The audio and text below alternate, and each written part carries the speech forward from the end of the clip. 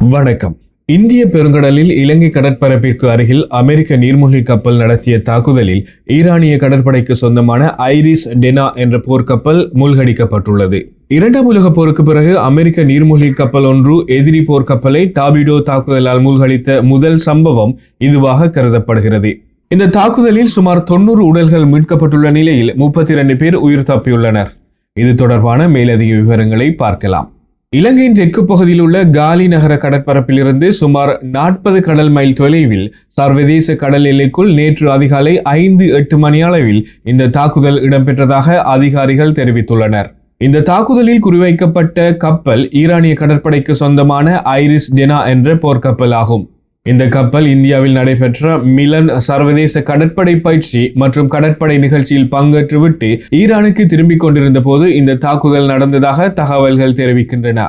அமெரிக்காவின் அணுசக்தி மூலம் இயங்கும் நீர்மூழ்கி கப்பல் ஒன்று இந்த கப்பலை குறிவைத்து டார்பிடோ ஏவுகணை தாக்குதலை மேற்கொண்டுள்ளது. இந்த தாக்குதலின் விளைவாக ஐரிஸ் டெனா போர்க்கப்பல் கடலில் மூழ்கியுள்ளது. ராய்ட்டர்ஸ் செய்தி நிறுவனம் வெளியிட்ட தகவலின்படி இந்த கப்பலில் சுமார் 180 பேர் இருந்ததாக கூறப்படுகிறது. தாக்குதலுக்கு பிறகு உடனடியாக இலங்கை கடற்படை தேடுதல் மற்றும் மீட்பு நடவடிக்கைகளை ஆரம்பித்தது.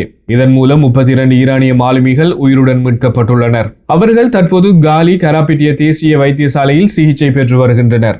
மேலும் இதுவரை சுமார் 90 உடல்கள் மீட்கப்பட்டு அதே வைத்தியசாலைக்கு கொண்டு வரப்பட்டுள்ளன. இந்த எண்ணிக்கை மேலும் அதிகரிக்கக்கூடும் என்று அதிகாரிகள் தெரிவித்துள்ளனர். இந்த சம்பவத்தில் உயிரிழந்த தனது கடற்படை வீரர்களின் உடல்களை ஈரானுக்கு மீண்டும் அனுப்ப வேண்டும் என்று ஈரான் அரசு இலங்கைக்கு அதிகாரப்பூர்வமாக அறிவித்துள்ளது. அந்த ஏற்பாடுகள் முடியும் வரை உடல்கள் அனைத்தும் கராபிட்டிய தேசிய வைத்தியசாலையின் குளிரூட்டும் அறையில் பாதுகாக்கப்பட்டுள்ளன.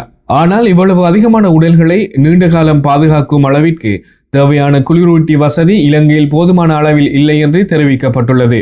இது குறித்து கருத்து தெரிவித்த பிரதி சுகாதார அமைச்சர் ஹன்சக விஜமுனி உடல்களை பாதுகாப்பாக வைத்திருக்க புதிய குளிரூட்டும் சாதனங்களை அவசரமாக கொள்வனவு செய்ய நடவடிக்கை எடுக்கப்பட்டுள்ளதாக கூறியுள்ளார். இந்த சம்பவம் சர்வதேச கடல் எல்லைக்குள் நடந்தாலும் அந்த பகுதி இலங்கையின் கடல் மீட்பு வலயத்திற்குள் இருந்ததால் சர்வதேச கடல் ஒப்பந்தங்களின்படி தேடுதல் மற்றும் மீட்பு நடவடிக்கைகளுக்கான பொறுப்பு இலங்கைக்கு இருந்தது.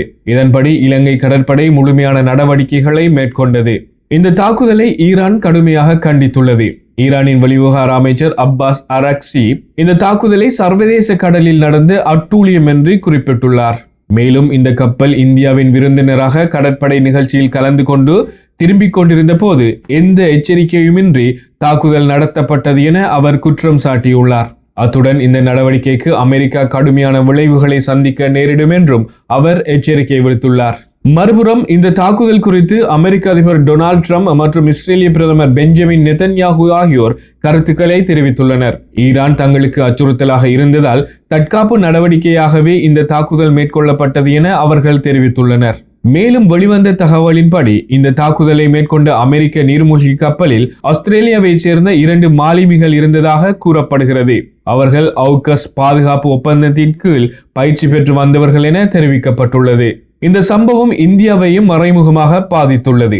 ஏனெனில் ஐரிஸ் டெனா கப்பல் இந்தியாவில் நடைபெற்ற மிலான் கடற்படை நிகழ்ச்சியில் பங்கேற்றிருந்தது.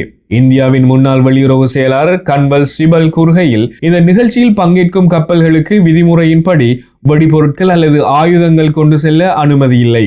இதனால் அந்த கப்பல் தற்காப்பு வசதியற்ற நிலையில் இருந்திருக்கலாம் என அவர் கூறியுள்ளார். இதற்கிடையில் இலங்கையின் பிரத்யேக பொருளாதார மண்டலத்திற்கு அருகில் 2வது ஈரானிய கப்பல் ஒன்று இருப்பதாக தகவல்கள் வெளியாகியுள்ளன. இதனை இலங்கை அரசு உறுதிப்படுத்தியுள்ளது. இது குறித்து வெகுஜன ஊடக அமைச்சர் டாக்டர் நலிந்த ஜாயதீச தெரிவித்ததாவது, அந்த கப்பல் இலங்கையின் கடல் எல்லைக்குள் இல்லை என்றாலும் அது அருகில் இருப்பதால் தேசிய பாதுகாப்பு கவுன்சில் இதை கண்காணித்து வருவதாக கூறினார். இந்நிலையில் இலங்கை வெளிவிவகார அமைச்சர் விஜித ஹேரத் ஈரானிய வெளிவிவகார அமைச்சர் அப்பாஸ் அரக்சியுடன் கலந்துரையாடியுள்ளார். அதில் மத்திய கிழக்கு பகுதியில் அதிகரித்து வரும் பதற்றம் குறித்து இலங்கை ஆழ்ந்த கவலை தெரிவித்துள்ளது. மேலும் பிராந்திய அமைதியை நிலைநாட்ட தூதரக பேச்சுவார்த்தை அவசியம் என இலங்கை வலியுறுத்தியுள்ளது. அமெரிக்கா, இஸ்ரேல் மற்றும் ஈரான் இடையிலான மோதல் தீவிரமடைந்துள்ள நிலையில் இந்திய பெருங்கடலில் நடந்த இந்த தாக்குதல் உலக அரசியல் மற்றும் பாதுகாப்பு நிலைமையை மேலும் பதற்றப்படுத்தியுள்ளது. இதற்கிடையில் உயிரிழந்த ஈரானிய கடற்படை வீரர்களின் உடல்களை பிரேத பரிசோதனைக்கு பிறகு ஈரானுக்கு அனுப்புவதற்கான ஏற்பாடுகள் இலங்கையில் தொடர்ந்து நடைபெற்று வருகின்றன. இந்த சம்பவம் தொடர்பான தேடுதல் நடவடிக்கைகளும் இன்னும் தொடர்கின்றன. இது தொடர்பான மேலதிக விவரங்களையும் மேலும் பல நடப்பு விவகாரங்களையும் தெரிந்து கொள்ள தொடர்ந்து நமது சேனலினை சப்ஸ்கிரைப் செய்து இணைந்திருங்கள். மீண்டும் மற்றும் ஒரு காணொளியினூடாக உங்களை சந்திப்போம். அதுவரையில் நன்றி, வணக்கம்.